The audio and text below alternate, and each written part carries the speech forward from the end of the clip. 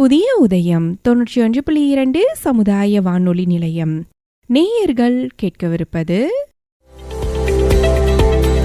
மூத்தோருக்கு முதல் வணக்கம். இது மூத்த குடிமக்களுக்கான சிறப்பு நிகழ்ச்சி.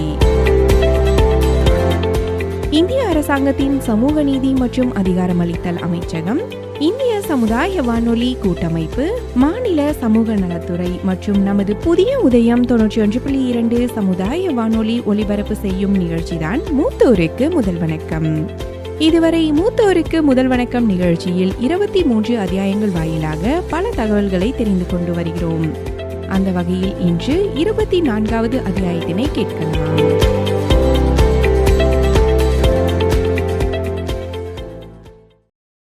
இந்த வாரம் மூத்தோருக்கு முதல் வணக்கம் நிகழ்ச்சியின் மூலமாக வெற்றி பெற்ற மூத்தோரின் கதைகளை கேட்கலாம். நம் மூத்தோர் நம் பெருமை. இது வெறும் நிகழ்ச்சி மட்டுமல்ல, இது நம் குறிக்கோள். நமது மூத்தோர்கள் பயன்பெற ஒரு சிறப்பான வாய்ப்பை ஏற்படுத்தி கொடுப்பது மட்டுமல்லாமல் அவர்களோட அனுபவங்கள், போராட்டங்கள், கனவுகளை புரிஞ்சுக்கிற ஒரு அற்புதமான முயற்சியா இது அமையுது. இது வெறும் வார்த்தைகளோட தொகுப்பு மட்டும் இல்லங்க, இது கேட்கிறவங்களோட இதயங்கள்ல நேரடியா தாக்கத்தை ஏற்படுத்துற ஒரு உணர்ச்சி பூர்வமான நதி. இந்த பயணம் எண்ணிக்கையில அடங்காத கதைகளை நமக்கு சொல்லும். சில கதைகள் வலியால நிரம்பி இருக்கும், சில கதைகள் நம்பிக்கையால நிரம்பி இருக்கும். அது மட்டும் இல்லாம இந்த பயணத்தோட ஒவ்வொரு மைல்கல்லையும் புதுசா ஒரு விஷயம் நமக்கு புலப்பட்டு இருக்கு. இந்த பயணம் இப்போ நிறைவு பகுதிக்கு வந்திருக்கு. மூத்தோருக்கு முதல் வணக்கம் பகுதி 24 இறுதி அத்தியாயத்துல நாம இப்போ இருக்கோம். இது நம்மோட இதயங்களை ஒரு கலவையான உணர்ச்சிகளால நிரப்பி இருக்கு. ஒரு பக்கம் அர்த்தமுள்ள ஒரு விஷயத்த செஞ்ச திருப்தி உணர்வு, இன்னொரு பக்கம் இந்த அழகான பயணம் முடிவுக்கு வருதேன்னு ஒரு சின்ன வருத்தமும் இருக்குல்ல. இந்த முயற்சியோட வெற்றி நாடு முழுக்க இருக்கிற 200க்கும் மேற்பட்ட மதிப்புமிக்க சமுதாய வானொலி நிலையங்கள் மூலமா இந்த மூத்தோருக்கு முதல் வணக்கம் நிகழ்ச்சிய அனைவருக்கும் கொண்டு சேர்க்கிறத முக்கியமான ஒரு எண்ணமா கொண்டு செயல்பட்டதுதான். இந்த செயல் சாத்தியமாக காரணமாக இருந்தது சமூக நீதி மற்றும் அதிகாரமளித்தல் அமைச்சகம் மற்றும் சமுதாய வானொலி கூட்டமைப்போட அசைக்க முடியாத ஆதரவு தான். ஒரு காலத்துல நம்ம குடும்பங்களுக்கு மட்டும் இல்லங்க, ஒட்டுமொத்த சமூகத்துக்கே முதுகெலும்பா இருந்த முதியவர்கள் அவங்க வாழ்க்கையோட பிற்பகுதியில தனிமை மற்றும் புறக்கணிப்ப எதிர்த்து போராடுறத நாம நேர்ல பார்த்தோம். அவங்களோட வாழ்க்கையில ஒவ்வொரு தருணத்தையும் அவங்க குடும்பங்களுக்கும் சமூகத்துக்கும் அர்ப்பணிச்ச கதைகளை கேள்விப்பட்டு இருக்கோம். ஆனா இன்னைக்கு அவங்க உதவியற்றவர்களாகவும் மறக்கப்பட்டவர்களாகவும் இருக்கிறத உணர முடியுது. இந்த பயணம் மூலமா நம்ம முதியவர்கள் எதிர்கொண்ட 4 முக்கியமான சவால்கள் என்னென்னு தெரிஞ்சுக்கிட்டோம். அதாவது நிதி பாதுகாப்பின்மை, சுகாதார பிரச்சனைகள், மன அழுத்தம், இறுதியா சமூக தனிமைதான் அந்த 4 முக்கியமான சவால்கள். ஆனா சரியான தகவல், சரியான நேரத்துல கிடைக்கிற உதவி, அர்ப்பணிப்போடு கூடிய முயற்சிகள் மூலமா இந்த 4 சவால்களையும் அவர்களால எதிர்கொள்ள முடியும்ன்றதையும் நாம புரிஞ்சுக்கிட்டோம். இந்த அடல் வயோ அபிதயோ யோஜனா பத்தின விழிப்புணர்வு நிகழ்ச்சி மூலமா மூத்தோருக்கு தேவையான தகவல்களை சிறப்பா கொடுத்து அது மூலமா நம்ம மூத்தவங்க தனியா இல்லன்றத நாம உறுதி செஞ்சிருக்கோம்.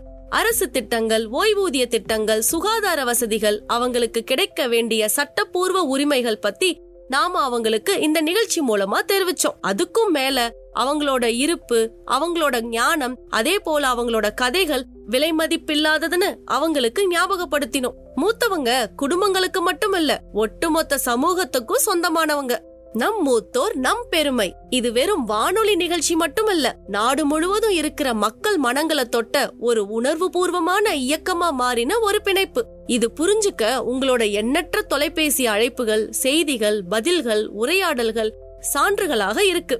இன்னைக்கு இந்த இறுதி பாகத்துல இந்த நிகழ்ச்சியால தங்களோட வாழ்க்கையில மாற்றங்களை சந்திச்சவங்களோட குரல்களை நாங்க உங்களுக்காக கொண்டு வரோம்.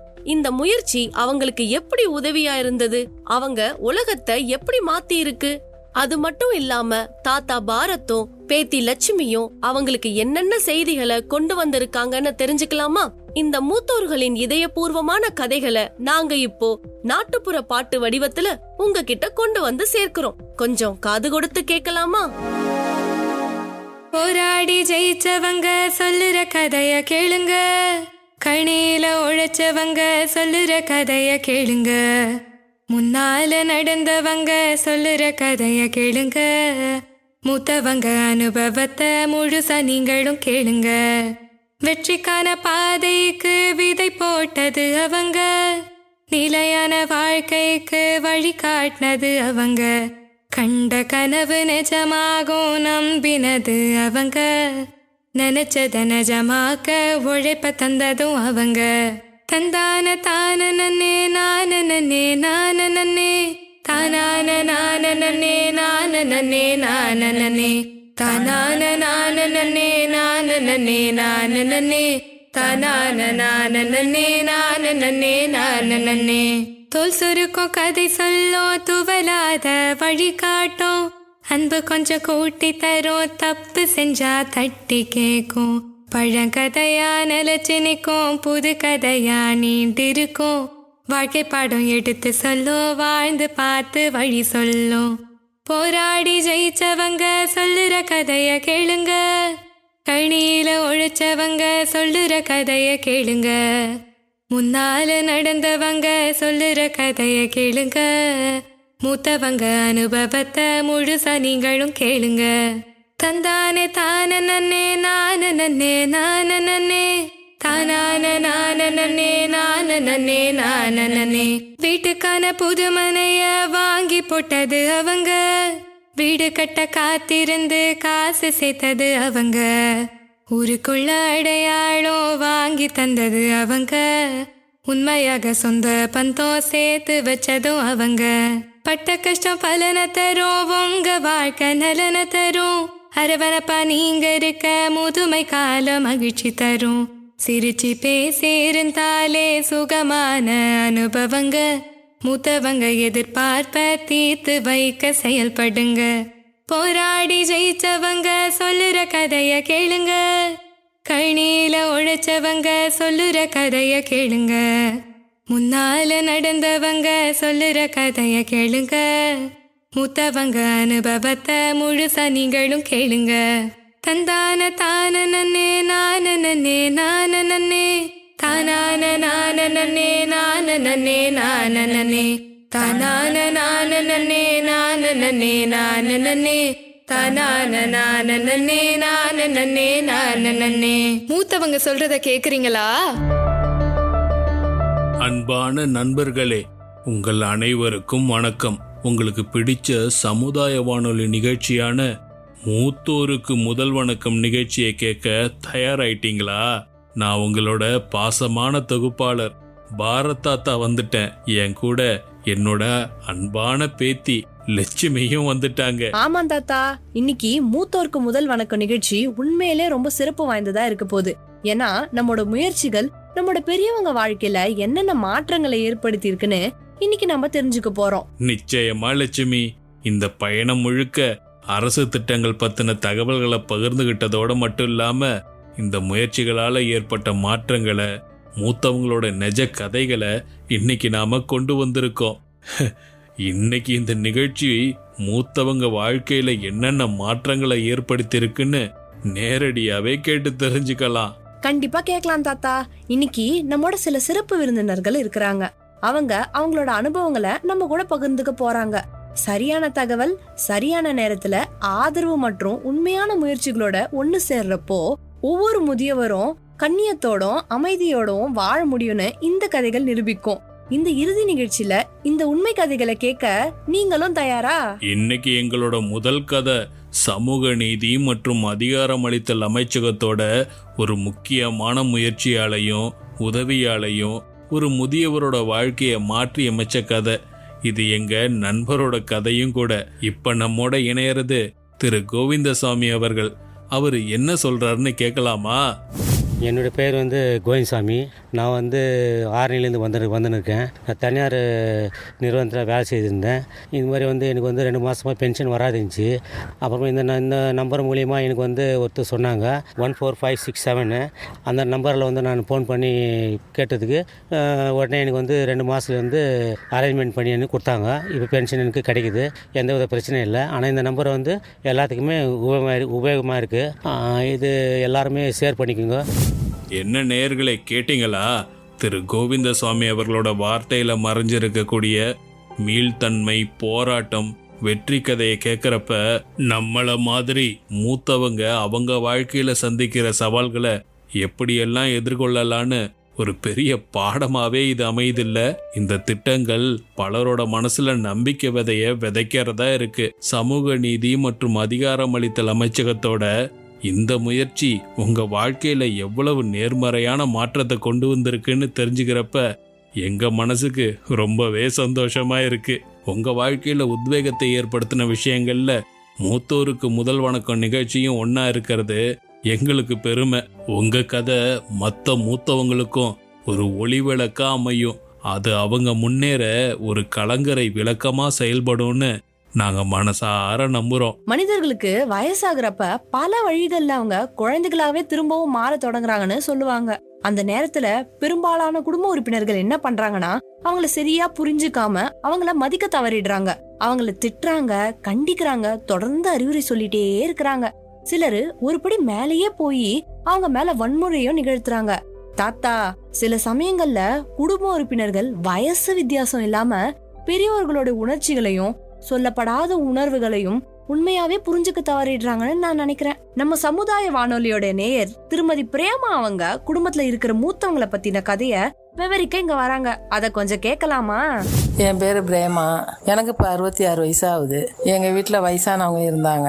அவங்கள நாங்கள் நல்லா குழந்த மாதிரி தான் அவங்கள பார்த்துக்கிட்டோம். அவங்க வயசில் நல்லா வாலிபமாக இருக்கும்போது நல்லா அதிகாரத்தோட எங்களெல்லாம் வளர்த்தாங்க. நல்ல பழக்க வழக்கங்களை சொல்லி கொடுத்து வளர்த்தாங்க. ஆனால் அவங்களுக்கு வயசானதுக்கு பிறகு எங்களுக்கு நாங்கள் அவங்கள தொல்லையாக நினச்சதில்லை. ஆனால் நிறையா வீட்டில் அது மாதிரி தொல்லையாக நினைக்கிறாங்க. எங்கள் அம்மாவையும் எங்கள் பாட்டியையும் நாங்கள் நல்லா தான் வச்சுருந்தோம். எங்கள் அம்மா இறக்கும்போது 78 வயசு. 78 வயசு அவங்களுக்கு சுகர் ப்ரெஷர்லாம் இருந்ததுனால அவங்களால நடமாட்டம்லாம் ரொம்ப குறைஞ்சிட்டு உட்காந்த இடத்துல தான் இருப்பாங்க. ஆனால் நாங்கள் எதுவாக இருந்தாலும் எங்கள் அம்மாவை கேட்டு தான் செய்வோம். ஏன்னாக்கா அவங்க வந்து நம்மளை ஒதுக்கிட்டாங்க, நம்ம வயசாயிட்டு ஓரங்கட்டி வச்சுட்டாங்கன்னு நினைக்கக்கூடாது அப்படின்றதுக்காக எந்த செய்தியாக இருந்தாலும் எங்கள் அம்மாட்ட ஃபஸ்ட்டு சொல்லுவோம். அவங்களும் புத்தியாக சொல்லுவாங்க, இதை இப்படி செய்யுங்க, இல்லை இது செய்ய வேணாம், இது தப்பு அப்படின்னு. அவங்க சொல்கிறத கேட்டு நாங்கள் நல்ல விதமாக செய்வோம். இப்போ என்னன்னாக்கா வயசாயிட்டாலே அவங்கள வந்து ஒரு பாரமாக நினைக்கிறாங்க. இப்போ எனக்கு 66 வயசாகுது. ஆனால் என் மகன் மருமக எல்லாமே எங்கள்கிட்ட எதாக இருந்தாலும் கேட்டு தான் செய்கிறாங்க. நான் என்னோட இதில் தான் இது வரைக்கும் நல்ல விதமாக இருந்துகிட்டு இருக்கோம். வேற குடும்பங்களில் போய் பார்க்கும்போது அங்கே நடக்கிறதெல்லாம் பார்க்கும்போது இப்படியா இப்போ வயசானவங்களை இப்படி நடத்துகிறாங்களேன்னு மனசு கஷ்டமாக தான் இருக்குது. நிறைய பேரை பார்த்துட்டோம். 2 நாளைக்கு முன்னாடி கூட கேள்விப்பட்டோம். ஒரு அம்மா வந்து மக பேர பிள்ளைங்களோடய தான் இருந்தாங்க. அவங்களுக்காகவே தான் கஷ்டப்பட்டு உழைச்சாங்க. வயசானவனை பார்த்துக்க முடியலன்னு கொண்டு போய் மடத்தில் விட்டுட்டாங்களாம். அவங்க அங்கே மடத்துலேயே இருந்து இறந்ததுக்கு பிறகு தூக்கிட்டு வந்து நேற்று வந்து பிரேதம் அடக்கம் பண்ணாங்க. மனசு கஷ்டமாக இருந்துச்சு. இவ்வளோ கஷ்டப்பட்டவங்களும் கொண்டு கடைசியில் இந்த மாதிரி கஞ்சி மடத்தில் விட்டுட்டாங்களே அப்படின்னு. அது மாதிரி இருக்கிறாங்க தான். பாட்டியோட அம்மா இருந்தாங்க. அவங்க வந்து 100 வயசு வரைக்கும் இருந்தாங்க. 100 வயசில் தான் இறந்தாங்க. அவங்க வந்து நல்லா எல்லாருக்கும் நல்லா வைத்தியம் பண்ணுறது கொள்வது எல்லாம் நல்லா செய்வாங்க. வீட்டு குடும்பத்துலேயும் அவங்க பொறுப்பாக எல்லாமே எடுத்து செய்வாங்க. ஒரு குறிப்பிட்ட வயசுக்கு பிறகு அவங்க மூளை வளர்ச்சி வந்து சின்ன குழந்தைத்தனமாக ஆயிட்டுச்சுது. எதாக இருந்தாலும் வீட்டில் நாங்கள் இல்லாத சமயத்தில் 2 விரவை தூக்கி அடுப்பில் வைப்பாங்க, பானையை தூக்கி வைப்பாங்க, சோறாக்குறாங்கன்ற நினப்பு. வெறும் அம்மியை பிடிச்சிக்கிட்டு ஆட்டுவாங்க, அரைப்பாங்க. என்னன்னாக்கா அம்மியில் சாந்து அரைக்கிறோம் அப்படின்னு சொல்லிவிட்டு வெங்காயம் பச்சை மிளகா இதையெல்லாம் தூக்கி புடவை உள்ளார சுற்றி வச்சுக்குவாங்க. எங்கள் அம்மா குளிப்பாட்டும் போது பார்த்தா வெங்காயம் பச்சை மிளகாலாம் இருக்கும். ஏத்தா இதை எடுத்து வச்சிருக்கிற அப்படின்னு கேட்டாக்கா, நான் சமைக்கணும் அதுக்காக தான் அப்படின்னு சொல்லுவாங்க. அவங்களுக்கு சாப்பாடு போட்டு வச்சு பொரிச்ச மீன் வச்சு சோறு போடுவோம். கொஞ்ச நேரம் பார்த்தா அவங்க தட்டில் மீன் இருக்காது. எங்கள் அம்மா அதுக்குள்ளே ஆத்தா சாப்பிட்டேன்னு மறுபடியும் வைப்பாங்க. ஆனால் அந்த மீன் இருக்காது. பார்த்தாக்கா 2த்தையும் தூக்கி பின்னால் வச்சுருப்பாங்க.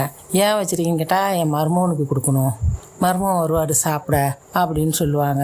ஆனால் அவங்களுக்கு 100 வயசு இருந்தாங்க. அப்புறம் படுக்கையில் விழுந்துட்டாங்க. புண்ணெல்லாம் விழுந்துட்டுச்சு. விழுந்து ரொம்ப சிரமப்பட்டு தான் இருந்தாங்க. ஆனால் அவங்க எல்லாருக்கும் நல்லது செஞ்சாங்க. அவரை சாகிற காலத்தில் நான் எப்படி தான் பார்த்தாலும் அவங்க கஷ்டப்பட்டு செத்தாங்க. நான் சின்ன பிள்ளையா இருந்தாலும் எங்கள் ஆத்தா மேலே எனக்கு நம்ம ஆத்தா இப்படி வந்து புண்ணு விழுந்துட்டுச்சுன்ற மன வேதனை இருந்துச்சு எனக்கு. ஒரு பிரசவ டயத்துலேயும் ஒரு உடம்பு சரியில்லாத சமயத்துலேயும் அப்புறம் அம்மாவா இருக்கிற சமயத்துலேயும் அவங்க தான் கண்ணு முழிச்சு நமக்கு எல்லாமே செய்கிறாங்க.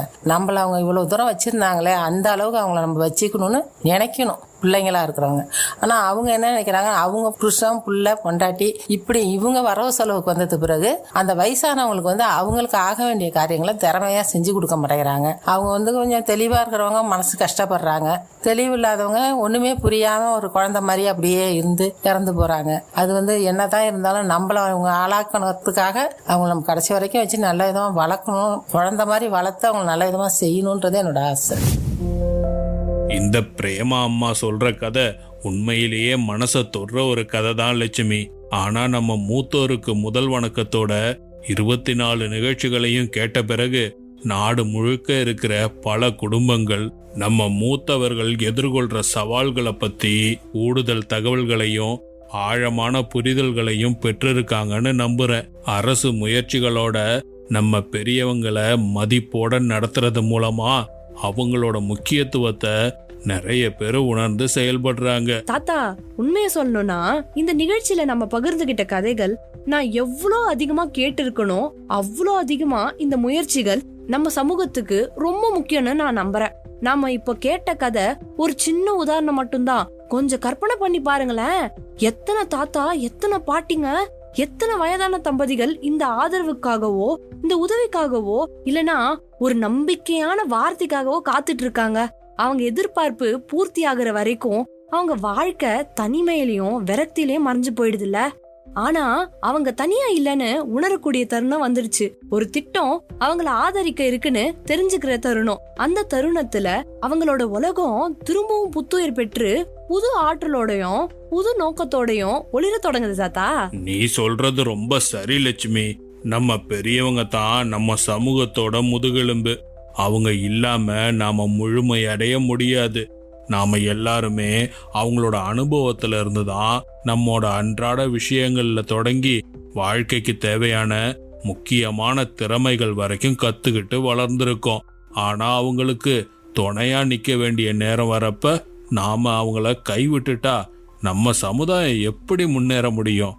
இந்த முயற்சிகள் எல்லாம் தொண்டு செயல்களோ இல்ல வெறும் உதவிகளோ இல்ல. இது நம்ம மூத்தவங்களோட உரிமை.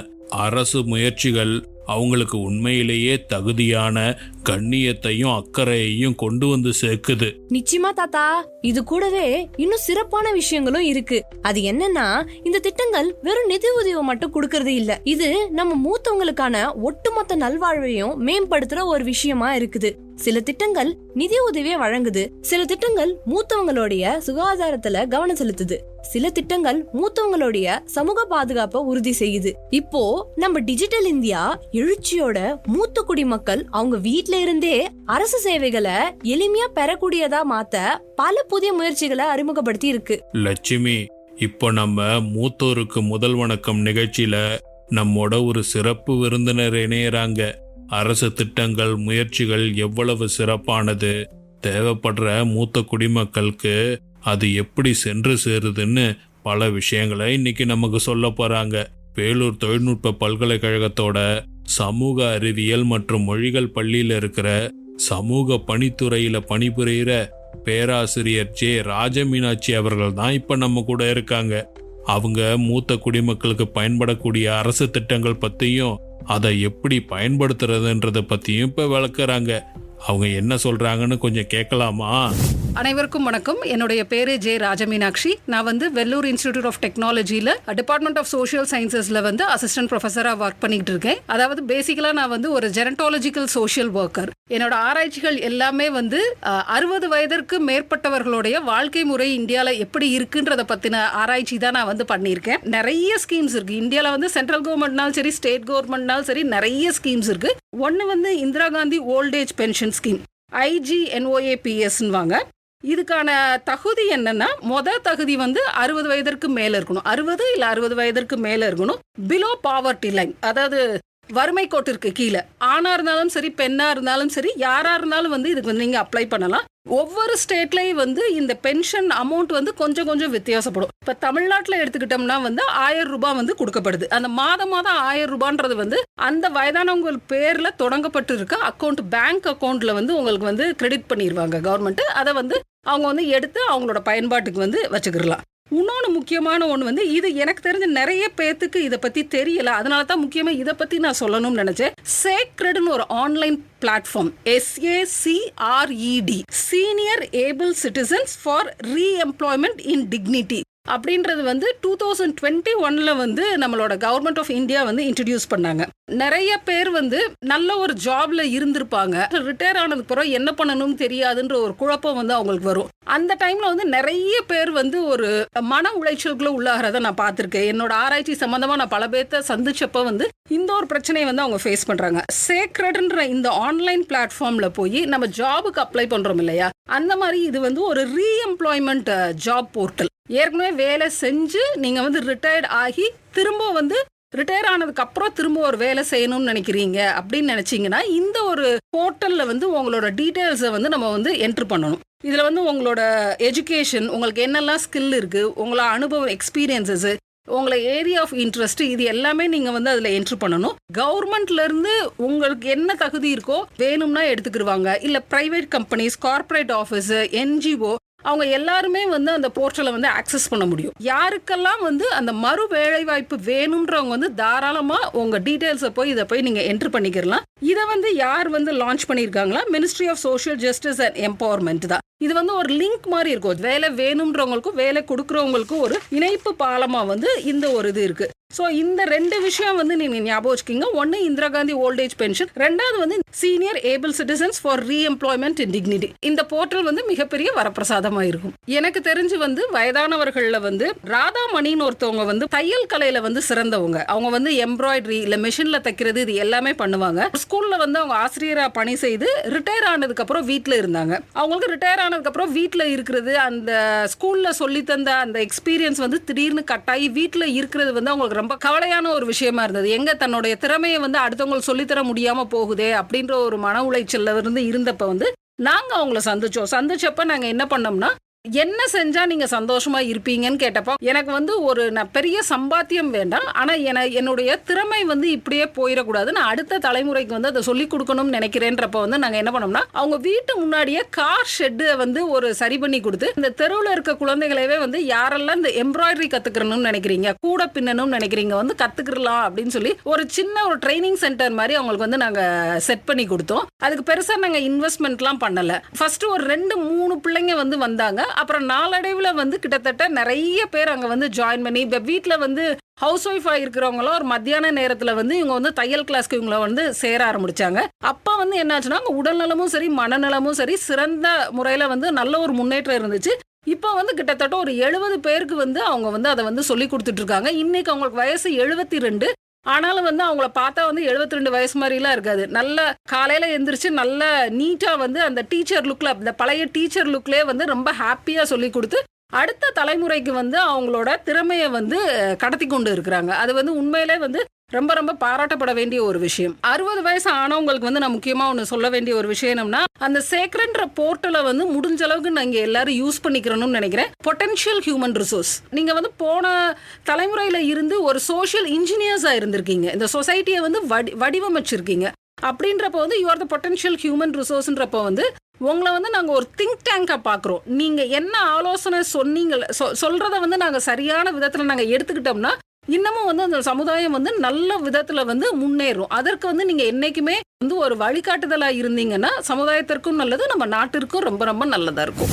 முன்னெல்லாம் முதியவர்கள் அவங்களோட உரிமையை பெற ஒவ்வொரு அலுவலகமா ஏறி இறங்க வேண்டியிருக்கும். நீண்ட வரிசையில நிக்கிறது அவங்களுக்கு ஒரு பெரிய சவாலாவே இருந்தது. சிலருக்கு இந்த திட்டங்களுக்கு விண்ணப்பிக்க கூட முடியாத அளவுக்கு துயரமும் இருந்தது. ஆனா இப்போ இந்த சேவைகள்ல பெரும்பாலானது ஆன்லைன்லயே கிடைக்கிற மாதிரி அரசு வழிவகை செஞ்சிருக்கு. அதனால மூத்த குடிமக்கள் அவங்க வீட்ல இருந்தே இந்த திட்டங்களோட பலன்களை பெற முடியுது. இத கேட்கறவங்க மூலமா இந்த செய்திகளை நாம மத்தவங்களுக்கும் பரப்பலாம். உங்களை சுத்தி இருக்கக்கூடிய முதியவர்களுக்கு நீங்க இந்த திட்டங்களை பத்தி சொல்லி கொடுங்க. அவங்களுக்கு நீங்க முன் வந்து உதவுங்க. அரசு வழங்குற சலுகைகளை அவங்களுக்கு எடுத்து சொல்லுங்க. அவங்க இந்த திட்டங்களுக்கு விண்ணப்பிக்க சிரமப்பட்டா நீங்க அவங்களுக்கு உதவுங்க. ஏன்னா லட்சுமி, நம்ம பொறுப்பு நம்ம சொந்த குடும்பத்துக்குள்ள மட்டும் உதவுறதில்ல. நாம உண்மையிலேயே ஒரு இரக்கமுள்ள சமூகத்தை உருவாக்க விரும்பினா நம்ம சொந்த தாத்தா பாட்டிகளை கவனிச்சுக்கிறது மாதிரியே நம்ம அக்கம் பக்கத்துல இருக்கிற நம்ம சமூகத்துல இருக்கிற நம்ம ஊர்ல இருக்கிற முதியவர்களையும் கவனிச்சுக்கணும். சரியா சொன்னீங்க தாத்தா. இந்த மனநிலையோட நாம இந்த முயற்சிகளை முன்னோக்கி எடுத்துக்கிட்டு போலாம். இன்னைக்கு இந்த இறுதி அத்தியாயத்துல நாம பகிர்ந்துக்கிற விஷயங்கள் கூட இன்னொரு விஷயத்தையும் சொல்ல ஆசைப்படுறேன். இது முடிவில்ல, இது ஒரு புதிய தொடக்கம். நாம கத்துக்கிட்ட இந்த விஷயங்கள், நம்ம அறிவு, நாம கேட்ட கதைகள், நம்ம கத்துக்கிட்ட பாடங்கள் எல்லாத்தையும் வாழ்க்கையில செயல்படுத்தணும். இந்த நிகழ்ச்சிய கேட்கறது மட்டும் இல்ல, இது மூலமா ஒரு சின்ன அடி எடுத்து வைக்கிறது மூலமாவும் நம்மளும் உண்மையான மாற்றத்தை ஏற்படுத்த முடியும். ரொம்ப நல்லா சொன்னமா லட்சுமி. இந்த முயற்சியோட உண்மையான சாராம்சமே இதுதான். இது வெறும் வார்த்தைகள் பத்தினது இல்ல, நம்மோட செயல் பத்தினது. நண்பர்களே, இந்த திட்டங்களால பயனடைஞ்சவங்க மட்டும் இல்லாம நம்ம உத்வேகத்துக்கு ஆதாரமா மாறி இருக்கிற முதியவர்கள் கிட்டயும் சில ஊக்கம் அளிக்கிற கதைகளை கேட்கிற நேரம் இது. ஒரு அரசு திட்டத்தை பத்தி நாம கேக்குறப்போ அதோட உண்மையான தாக்கத்தை புரிஞ்சுக்கிறதும் ரொம்ப முக்கியம். இந்த திட்டம்லாம் உண்மையிலே மூத்த குடிமக்களோட வாழ்க்கையில மாற்றத்தை ஏற்படுத்தி இருக்கா? அவங்களுடைய அன்றாட வாழ்வு மேம்பட்டு இருக்கா?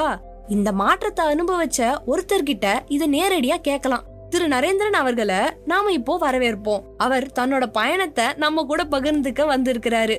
அவரு இந்த நிகழ்ச்சியோட பயனாளி மட்டும் இல்ல, ஒரு அன்பான நண்பராகவும் மாறி இருக்காரு. வணக்கம் நரேந்திர ஐயா. நம்மோட சிறப்பு நிகழ்ச்சியான மூத்தோருக்கு முதல் வணக்கம் நிகழ்ச்சிக்கு உங்களை அன்போட வரவேற்கிறோம். நீங்க எப்படி இருக்கீங்க? முதல்ல இந்த நிகழ்ச்சியில கலந்துக்க கூப்பிட்டதுக்கு நன்றி. உண்மையே சொல்லணும்னா இந்த நிகழ்ச்சியை பத்தி நான் முதல்ல கேள்விப்பட்டப்ப மூத்த குடிமக்களுக்காக அரசாங்கம் இவ்வளவு விஷயங்களை செய்யறாங்களான்னு என்னாலே நம்ப முடியல. எப்பவுமே வயசானவங்க அவங்களே கவனிச்சுக்க வேண்டியிருக்கும்னு தான் நான் நினைச்சிட்டு இருந்தேன். ஆனா இந்த நிகழ்ச்சியை கேட்டதுக்கு அப்புறம் இந்த திட்டத்துல விண்ணப்பிச்சேன். என்னோட ஓய்வு ஊதியம் ஒவ்வொரு மாசமும் என்னோட கணக்குக்கு வர தொடங்கிருச்சு. அப்பதான் இந்த மாற்றம் ரொம்பவே உண்மையானதுன்னு நான் நம்ப ஆரம்பிச்சேன். இதுக்கு முன்னாடி ஒரு சின்ன விஷயம்னா கூட வேற யாரையாவது நம்பிதான் இருக்கணும். சின்னதா வீட்டு செலவுக்குனா கூட என் பையன் கிட்டையோ மருமக கிட்டையோ கேக்குறது ரொம்ப சங்கட்டமா இருந்தது. ஆனா இப்போ எனக்கு ஓய்வூதியம் கிடைக்க தொடங்கிருச்சு. நான் யார் கையையும் எதிர்பார்த்து காத்திருக்க வேண்டியதில்ல. எனக்கு ஒரு டீ குடிக்கணும்னா நானே டீ கடைக்கு போய் என் நண்பர்களோட உட்கார்ந்து மணி கணக்குல அரட்டை அடிச்சுட்டு டீ குடிச்சிட்டு வரேன். போன வாரம்தான் என் பேத்திக்கு ஒரு சின்ன பரிசு வாங்கி கொடுத்தேன். முன்னாடி எல்லாம் ஒவ்வொரு செலவையும் கவனமா திட்டம் போட்டு செய்யணும். ஆனா இப்போ நான் சுதந்திரமா செயல்படுறேன். இது எனக்கு ஒரு புது உத்வேகத்தை கொடுத்திருக்கு. ஏன்னா ஒருத்தர்கிட்ட நிதி சுதந்திரம் இருக்கிறப்ப அவங்களோட சுயமரியாதையும் பராமரிக்கிறாங்க. இப்பெல்லாம் என்னோட பேர குழந்தைங்க கூட தாத்தா நீங்க ரொம்ப கூலா மாறிட்டீங்க அப்படின்னு சொல்றாங்க. எனக்கு இந்த ஓய்வூதியம் வெறும் நிதி உதவி மட்டும் இல்ல, இது ஒரு கௌரவமும் கூட. அடடே நரேந்திரன் ஐயா, இது உண்மையிலேயே மனசை தொடுற மாதிரியான ஒரு விஷயம்தான். நீங்க அதை சரியா சொன்னீங்க. நிதி சுதந்திரம்ன்றது பணத்தை பத்தினது மட்டும் இல்ல, சுயமரியாதை தன்னம்பிக்கை சார்ந்ததும் கூட. ஒருத்தர் தன்னோட சொந்த தேவைகளை கவனிச்சுக்கிட்டா போதும், அவங்க சுயமதிப்பும் இயல்பா வளரும். இதை கேட்கிற முதியவர்களும் கூட இந்த திட்டத்தை பயன்படுத்திக்கிட்டு அவங்களோட வாழ்க்கையை மேம்படுத்திப்பாங்கன்னு நான் நம்புறேன். நண்பர்களே, இது ஒரு உதாரணம் மட்டும்தான். நம்ம நாட்டுல லட்சக்கணக்கான முதியோர்கள் இந்த மாதிரி திட்டங்களால பயனடைஞ்சு புது உத்வேகத்தோட வாழ்க்கைய திரும்பவும் தொடங்கி இருக்காங்க. இந்த திட்டங்களை பத்தி ஒருத்தருக்கு தெரியலனா அவங்களுக்கு தேவையான தகவலை கொடுத்து அவங்களுக்கு ஒரு நல்ல வழி காட்டுறது உங்க பொறுப்பு. நரேந்திரன் ஐயா, கடைசியா ஒரு கேள்வி. இந்த திட்டத்தை பத்தி உங்களுக்கு முன்னாடியே தெரிஞ்சிருந்தா உங்க வாழ்க்கை வேற மாதிரி ஆகிருக்குன்னு நீங்க நினைச்சிருக்கீங்களா? ஆமா, கண்டிப்பா. இத பத்தி முன்னாடியே தெரிஞ்சிருந்தா இத்தனை வருஷமா என்னோட நிதி பத்தி நான் கவலைப்பட்டுக்கிட்டே காலத்தை கடத்திருக்க மாட்டேன். ரொம்ப காலமா முதுமைன்றது மத்தவங்கள சார்ந்து இருக்கணும்னு நான் நம்பிக்கிட்டு இருந்தேன். ஆனா சரியான நேரத்துல சரியான தகவல் கிடைச்சதால மூத்த குடிமக்கள் கண்ணியத்தோடவும் மகிழ்ச்சியாவும் வாழ முடியும்னு எனக்கு இப்பதான் புரிஞ்சிருக்கு. அதனால எல்லா மூத்தவங்களுக்கும் நான் சொல்றது இதுதான்: தயங்காதீங்க, வெக்கப்படாதீங்க. இது உங்களோட உரிமை.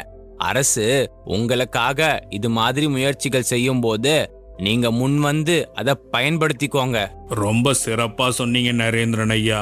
இன்னைக்கு உங்களோட இந்த ஊக்கம் கொடுக்கிற கதைய எங்க கூட பகிர்ந்துகிட்டதுக்கு நாங்க எங்க மனசார நன்றி சொல்றோம். உங்களோட வார்த்தைகள் இன்னைக்கு பல இதயங்களை தொட்டு இருக்கும்னு நம்புறேன். அது மட்டும் இல்லாம நீங்க தொடர்ந்து மகிழ்ச்சியாவும் ஆரோக்கியமாவும் வாழ்வீங்கன்னு நம்புறோம். அடுத்த தடவை நாம சந்திக்கிறப்ப உங்க டீ கடை நண்பர்களை எங்களுக்கு அறிமுகப்படுத்தி வைக்கணும். அப்படியே ஒரு டீ வாங்கி கொடுக்கணும், சரிங்களா? நிச்சயமா பாரத் ஐயா, கண்டிப்பா அறிமுகப்படுத்துறேன். இப்போ நான் கிளம்புறேன். நன்றி. என்ன நண்பர்களே, நீங்க நரேந்திரன் ஐயா சொன்னதெல்லாம் கேட்டீங்களா? அவரோட வாழ்க்கை ஒரு ஊக்கம் தரக்கூடிய பயணமா. வாழ்க்கையோட ஒவ்வொரு கட்டத்திலையும் தன்னம்பிக்கையும் சுயமரியாதையும் ரொம்ப அவசியம்னு கத்து கொடுக்குதில்ல. அதுல ரொம்ப முக்கியமானது என்ன? அரசு திட்டங்களுக்கான சரியான தகவலை பெற்று அதை பயன்படுத்தினா உங்களுக்கும் இது சாத்தியம். உங்களுக்கோ இல்ல உங்களுக்கு தெரிஞ்சவங்களுக்கோ இது மாதிரியான தகவல் தேவைப்படும் போது அவங்களுக்கும் எடுத்து சொல்லுங்க. ஆமா தாத்தா, இன்னைக்கு நம்ம கேட்ட கதைகளும் சரி, அதை சொன்ன முதியவர்களும் சரி, மகிழ்ச்சியா இருக்கிறத நம்மளால பார்க்க முடியுது. அவங்க சுதந்திரமா உணரும் போதும், சிரிக்கும் போதும், மத்தவங்கள சார்ந்து இருக்க தேவையில்லைன்னு நினைக்கும் போதும் அவங்க முகத்துல ஒரு பிரகாசம் தெரியுதுல்ல.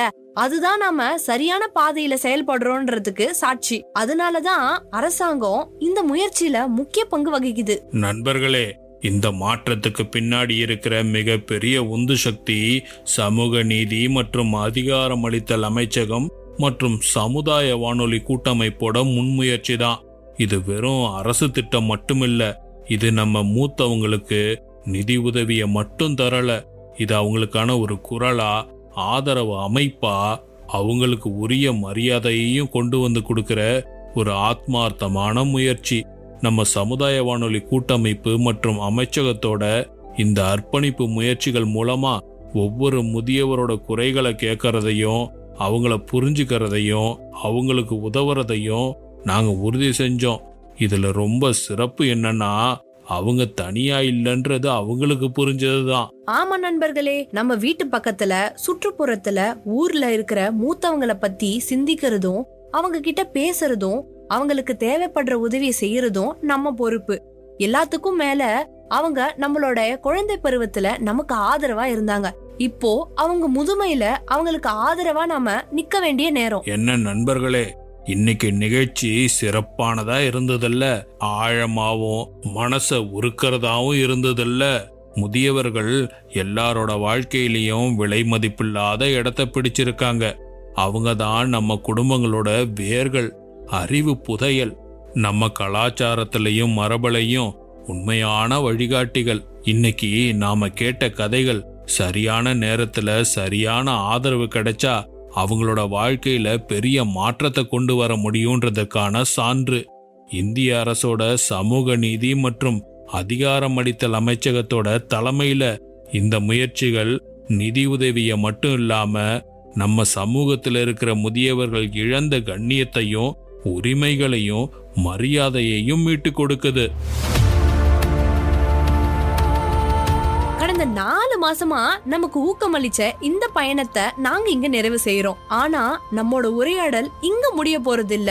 ஒவ்வொரு மூத்தவருக்கும் அவங்களுக்கு கிடைக்க வேண்டிய மரியாதையும் ஆதரவும் கிடைக்கிற வரையும் நம்ம உரையாடல் தொடர்ந்துகிட்டே இருக்கும். ஆமா லட்சுமி, இந்த பயணம் மனசை தொடுற விதமாவும் ஊக்கமளிக்கிறதாவும் இருந்ததில்ல. இன்னைக்கு ஒரு சிறிய விழிப்புணர்வும் சரியான தகவலும் நம்ம மூத்தவங்க வாழ்க்கையில எப்படி பெரிய தாக்கத்தை ஏற்படுத்துதுன்னு புரிஞ்சுக்கிட்டோம். இந்த நிகழ்ச்சியை கேட்கறவங்களுக்கு ஒரு வேண்டுகோள். இந்த திட்டங்கள் பத்தி தெரியாத ஒரு முதியவர் உங்க வீட்டு பக்கத்துல இருந்தா அவங்களுக்கு இந்த திட்டங்களை பத்தி எடுத்து சொல்லுங்க. யாருக்கு தெரியும், உங்களோட ஒரு சின்ன தகவல் அவங்க வாழ்க்கையில ஒரு பெரிய மாற்றத்தை ஏற்படுத்துற வரமா இருக்கலாம். அதனால நண்பர்களே, இன்னைக்கு இந்த சிறப்பு நிகழ்ச்சியோட மூத்தோருக்கு முதல் வணக்கம் நிறைவடையுது.